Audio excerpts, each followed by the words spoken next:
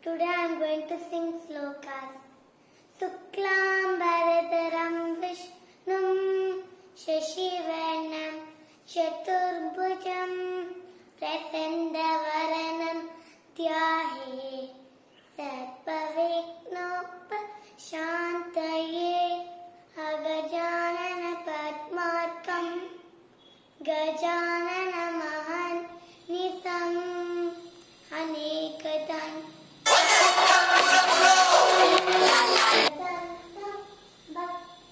Ekadantam Upasmahe Ya Kundintu Tushar Haradavana Ya Shupravana